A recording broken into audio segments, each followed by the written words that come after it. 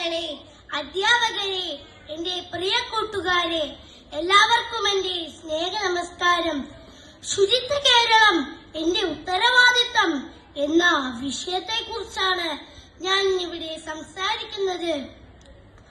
ഒരു കുഞ്ഞു ചിരിക്കുമ്പോൾ അതിന്റെ മുഖത്തു കാണുന്ന തിളക്കം പോലെ നമ്മുടെ കേരളം എത്ര സുന്ദരമായിരുന്നു.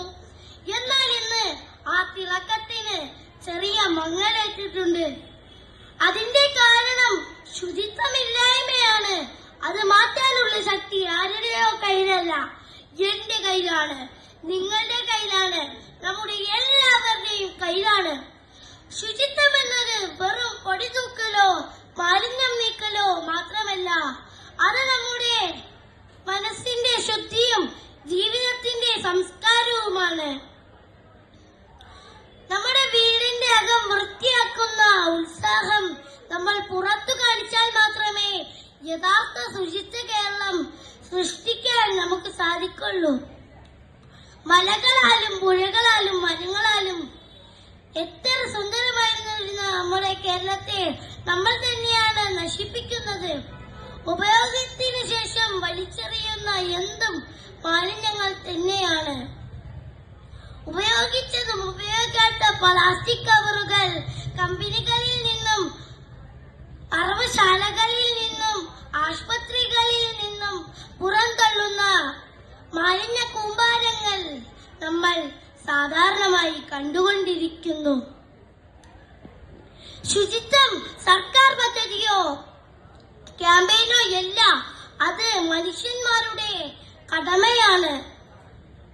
ഞാൻ വീട്ടിൽ നിന്ന് തുടങ്ങുമ്പോൾ എന്നെ കൂട്ടുകാർ പിന്തുടരുന്നു, കൂടെ സമൂഹവും. ഓരോ ചെറിയ കാര്യം പോലും വലിയ മാറ്റങ്ങൾ ഉണ്ടാക്കാൻ നമുക്ക് സാധിക്കും. ഓരോ ചെറിയ കുട്ടികളുടെയും കയ്യിലാണ് ശുചിത്വ വിപ്ലവം തുടങ്ങേണ്ടത്. പൊതുസ്ഥലങ്ങളിൽ പ്ലാസ്റ്റിക് വലിച്ചെറിയരുത്.